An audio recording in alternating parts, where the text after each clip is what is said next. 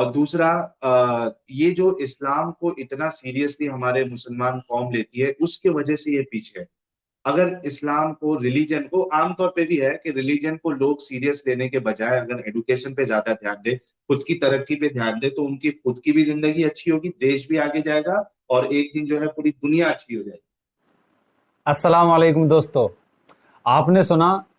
کہ سمیر صاحب نے آج بڑی عجیب اور بڑی بہترین بات کی ہے۔ ان کے مطابق اسلام انسان کو، خاص طور پہ مسلمانوں کو، تعلیم سے دور کرتا ہے، ایجوکیشن سے دور کرتا ہے اور کٹر بناتا ہے۔ اس لیے مسلمانوں کو یہ چاہیے، میرا میسج ہے کہ وہ اسلام کو سیریسلی نہ لیں، ایجوکیشن پر زیادہ دھیان دیں۔ اب اگر انہی کی بات پر غور کیا جائے، یہ کہہ رہے ہیں کہ اسلام سے دوری اختیار کی جائے، اسلام کو اتنا سیریسلی نہ لیا جائے اور ایجوکیشن پر دھیان دیا جائے۔ اب اسلام ایجوکیشن کیسے دے سکتا ہے،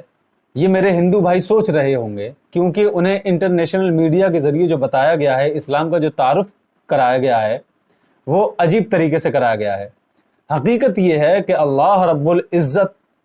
قرآن مجید میں، جو اسلام کی سب سے اول اور مقدس کتاب ہے، اس کتاب میں اللہ رب العزت ارشاد فرماتا ہے، پروف کے ساتھ میں آپ کو بتاتا ہوں اللہ قرآن میں کیا کہتا ہے۔ یہ دیکھیے، سورہ علق، سورہ نمبر 96، آیت نمبر 1 اور 2، اقرأ بسم ربک الذی خلق۔ یہ آیت سب سے پہلے جب قرآن پاک اللہ رب العزت نے حضرت جبرائیل علیہ السلام کے ذریعے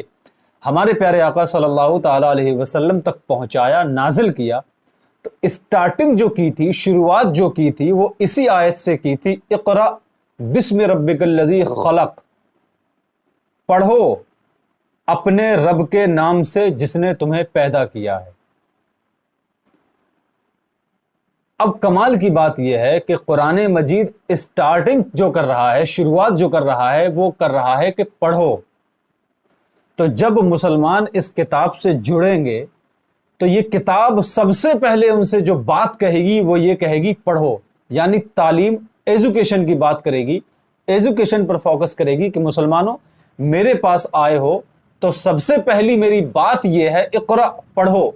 تو اب تمہیں تعلیم سے جڑ جانا ہے، ایجوکیشن سے جڑ جانا ہے،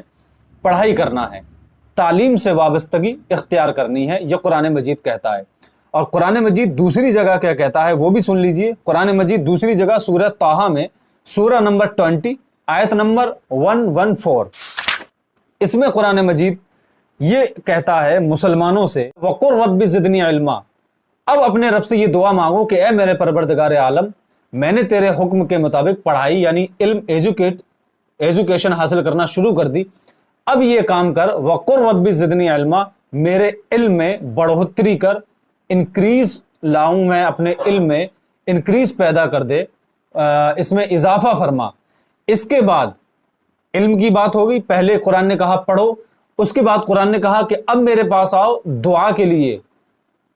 وَقُلْ رَبِّ زِدْنِي عِلْمًا، اے میرے پروردگار عالم، میرے علم میں، میری ایجوکیشن میں اضافہ کر، اس میں بڑائی کر، اس میں اور زیادہ مجھے فائدہ حاصل ہو۔ اس کے بعد قرآن کیا کہتا ہے، جب انسان کو قرآن نے حکم دے دیا پڑھو، اور اس کے بعد پھر یہ سجیشن دیا کہ اب دعا مانگو، تم نے پڑھنا شروع کر دیا، اب دعا مانگو، وَقُلْ رَبِّ زِدْنِي عِلْمًا، کہ اے میرے پروردگار عالم، میں نے جو تیرے حکم سے پڑھائی شروع کی ہے، ایجوکیشن حاصل کرنے کی کوشش کی ہے، اس میں اضافہ کر، میں بہت ہوشیار اور انٹیلیجنٹ ہو جاؤں، مجھے زیادہ سے زیادہ علم ہو۔ اس کے بعد قرآن مجید کیا کہتا ہے یہ بھی دیکھ لیں، اِنَّ فِي خَلْقِ السَّمَاوَاتِ وَالْأَرْضِ وَاخْتِلَافِ اللَّيْلِ وَالنَّهَارِ لِأُولِي الْأَلْبَابِ، بے شک آسمانوں اور زمین کی پیدائش اور رات اور دن کی باہم تبدیلی یعنی چینجنگ میں عقل مندوں کے لیے، یعنی ایجوکیٹڈ پرسن کے لیے جو پڑھے لکھے ہیں، بڑی نشانیاں ہیں۔ تو اب اگر آپ کو اسلام کو سیکھنا ہے تو آپ کو ایجوکیٹڈ ہونا پڑے گا،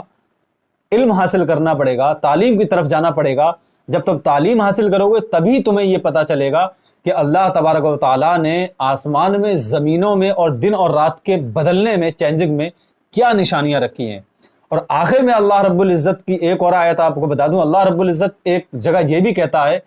کہ تم کیوں غور نہیں کرتے اس بات پر کہ اللہ رب العزت نے اونٹوں کو کس طریقے سے پیدا کیا ہے؟ اب آپ بتائیں کیا کوئی جاہل شخص، ان پڑھ شخص یہ اندازہ لگا سکتا ہے کہ اللہ رب العزت نے اونٹوں کو کیسے پیدا کیا؟ یہ تو وہی شخص پتہ لگا سکتا ہے نا جس نے بایولوجی پڑھی ہوگی۔ تو اسلام ہمیشہ اپنے قاری کو، یعنی اپنے پڑھنے والے کو، تعلیم کی بار بار نصیحت کرتا ہے، دعوت دیتا ہے کہ تم ایجوکیشن کو حاصل کرو، ایجوکیٹڈ بنو، تعلیم حاصل کرو، ہنر حاصل کرو، اسکل اپنے اندر لے کر آؤ۔ تو یہ ثبوت ملتا ہے کہ اسلام نے ہمیشہ مسلمانوں کو پڑھائی کی طرف بلایا ہے، پھر اس کے بعد دعا کی طرف بلایا ہے کہ دعا کرو میرا علم اچھا ہو، اور اللہ رب العزت نے ایک جگہ یہ بھی ارشاد فرمایا ہے کہ آپ یہ بھی دعا کرو کہ مجھے اے رب ایسا علم دے جو میرے لیے اور لوگوں کے لیے بھی فائدہ مند ہو۔ شاید آپ بات سمجھ گئے ہوں گے۔ اسی پیغام کے ساتھ السلام علیکم، ملتے ہیں اگلے ویڈیو میں، تب تک کے لیے خدا حافظ۔